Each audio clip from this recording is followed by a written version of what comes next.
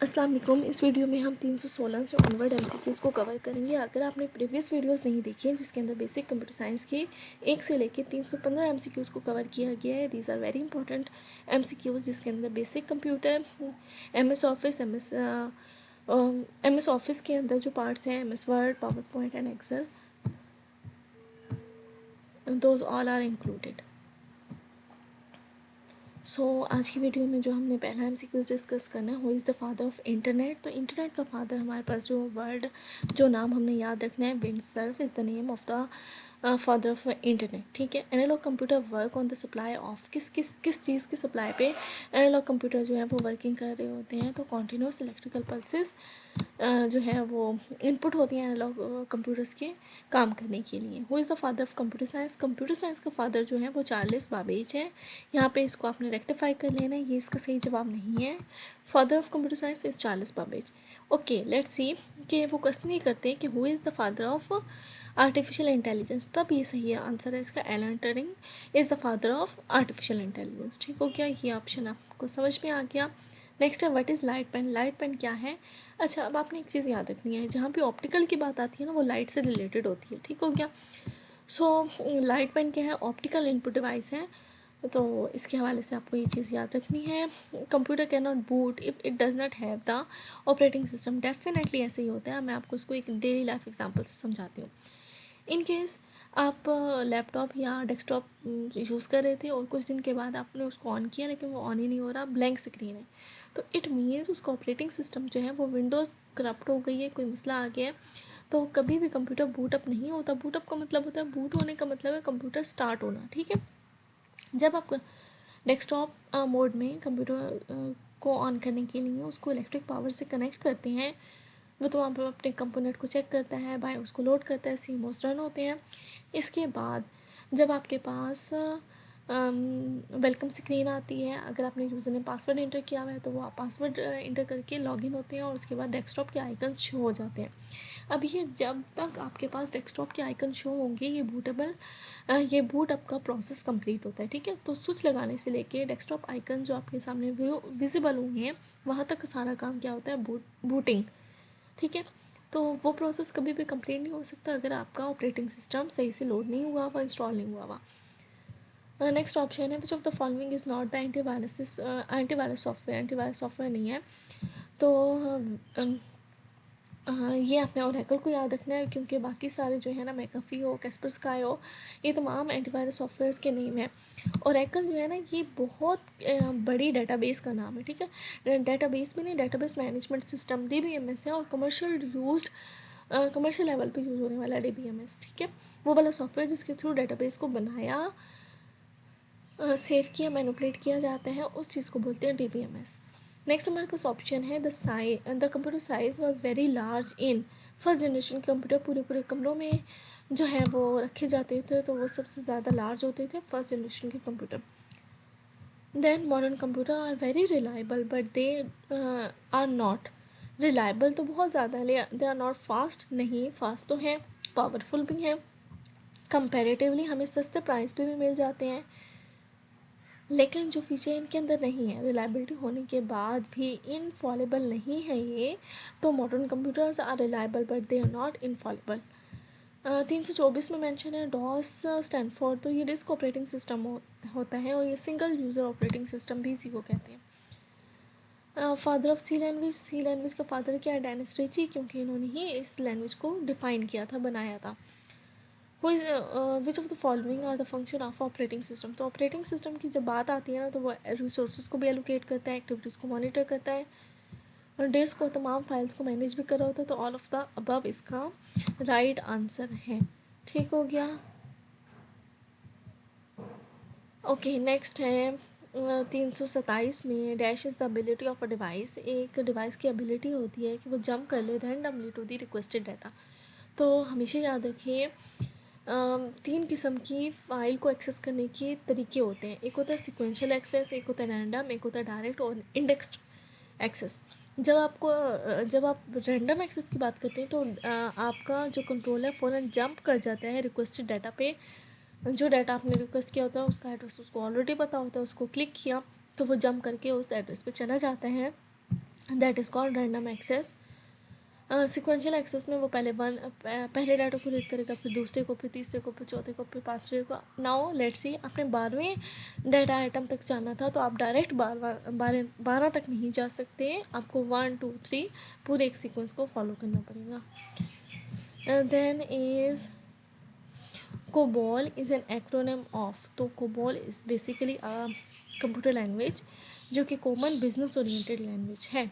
इससे रिलेटेड हमने बेसिक जो है beginner all purpose symbolic instruction code जो है इसकी एब्रीवेशन भी याद की थी, तो ये जस्ट आपको एक दफ़ा रिमाइंड करवा रही हूँ बेसिक की एब्रीवेशन क्या थी। Basic all purpose symbolic instruction code. Then the ability to recover and read the deleted or damaged file from the criminal computers, ठीक है, is an example of law enforcement specialty called, इस चीज़ को क्या बोला जाता है, तो कंप्यूटर फोरेंसिक बोला जाता है। वेरी इंपॉर्टेंट डोमेन जिसके अंदर जो है कंप्यूटर एक्सपर्ट्स उन तमाम सिस्टम्स को रिकवर करते हैं जिन सिस्टम्स को हैकर्स ने डैमेज कर दिया होता है, उनकी फाइल्स को रिकवर करते हैं, तो कंप्यूटर फोरेंसिक इसको कहा जाता है। रोबोटिक्स में जब आप डिफरेंट रोबोट्स को स्टडी करते हैं, उनको डिफाइन करने डेवलप करने के हवाले से बात करते हैं। Simulation is something artificial environment created by the computer that give you the impact of the real environment, ठीक है, लेकिन असल में वो रियल चीज़ नहीं होती। Let's say if someone want to know और want to learn the driving of a car, but obviously day one उसको कार फिज़िकल तो नहीं दे दी जाएगी, तो उसको एक सिमुलेशन के थ्रू सिखाया जाएगा कि कार ड्राइविंग किस तरह की जाती है। Same is the example with pilot को डे वन आप एयरप्लेन नहीं दे देते कि जी आप ड्राइव कर लो, आप उसको फ्लाई करो। आप उनको सिमुलेशन सॉफ्टवेयर के थ्रू पहले सिखाते हैं और उसके बाद उनकी टेस्ट ड्राइविंग होती है with the supervision of some experts. तो ये होपफुली आपको समझ में आ गया होगा। 330 में मेंशन है to access the property of an object, एक ऑब्जेक्ट की प्रॉपर्टीज़ को अगर आपको एक्सेस करना है। The mouse technique to use is, तो कौन सी वाली माउस टेक्निक इस्तेमाल की जाती है, तो आप राइट क्लिक करते हो। ऑब्वियसली जब आप राइट क्लिक करोगे तो आपको मल्टीपल ऑप्शन नज़र आ जाएंगे, तो उसके थ्रू आप उसकी प्रॉपर्टीज़ को भी एक्सेस कर सकते हो। तो 330 तक हमने यहाँ कवर कर लिया। टाइम चेक करते हैं। ओके, टाइम की जो लिमिट है वो हमें इजाज़त दे रही है कि अभी हम ज़रा 5-7 ऑप्शंस मज़ीद भी ऐड कर लें। कोशिश करूँगी 335 तक इस वीडियो में कवर कर लिया जाए।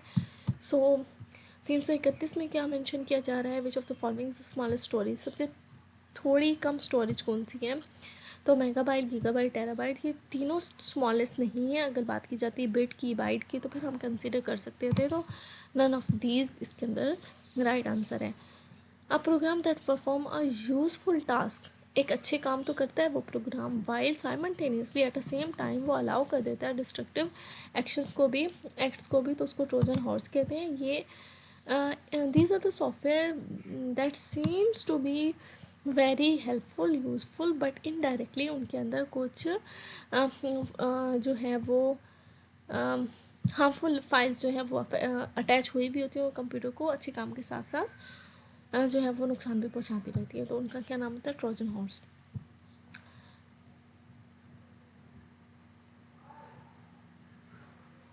333 में मेंशन है the scrambling of code is known as, अगर आप कोड की स्क्रैम्बलिंग कर रहे हो तो वो इंक्रिप्शन होती है। इंक्रिप्शन का मकसद क्या है, स्क्रैम्बलिंग का मकसद क्या होता है, आप अपने डाटा को एक ऐसी फॉर्म में कन्वर्ट कर दो जो कि आम पर्सन के लिए, लेमैन के लिए रीडेबल ना हो।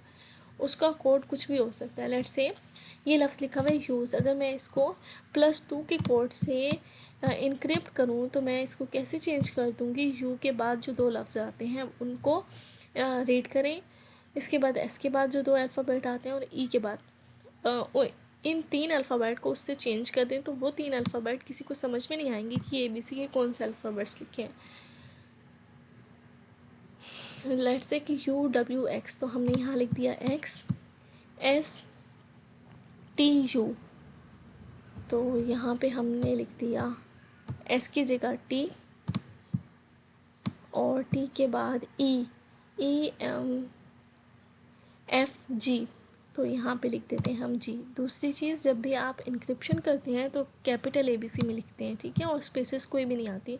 अब यूज़ किसी के सामने आएगा तो उसको समझ में आ जाएगा लफ्ज़, लेकिन XTG किसी के सामने आएगा तो उसको समझ में नहीं आएगा। इसको बोलते हैं इनक्रिप्शन। इसकी ऑपोजिट जो एक्शन होता है वो होता है डिक्रिप्शन। डिक्रिप्शन करने के लिए क्या किया जाता है, -2 करेंगे इस केस में, क्योंकि हमने की जो है वो +2 की डिफ़ाइन की है। अब x से पीछे जो है वो आप -2 करेंगे तो आपके पास u आ गया, फिर t से पीछे जाएं तो आपके पास ऐसा आ गया, और g से पीछे जाएंगे तो आपके पास 2 वर्ड पीछे जाके u बन जाएगा। So this is how encryption जो है वो की जाती है। इसको क्या बोलते हैं, स्क्रैम्बलिंग ऑफ कोड। ठीक हो गया।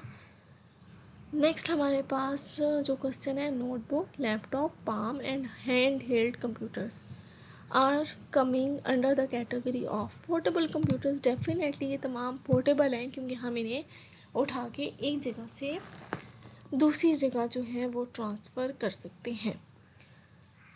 335 में मेंशन है, dash are the system softwares to facilitate the editing of text and data. तो the softwares are called text editors, जिसके अंदर हम टेक्स्ट को, डाटा को एडिट कर सकते हैं, अपडेट कर सकते हैं, मैनिपुलेट कर सकते हैं। So these are called different editors. इस वीडियो में हमने 335 तक ऑप्शंस को कवर कर लिया। Thank you so much for watching.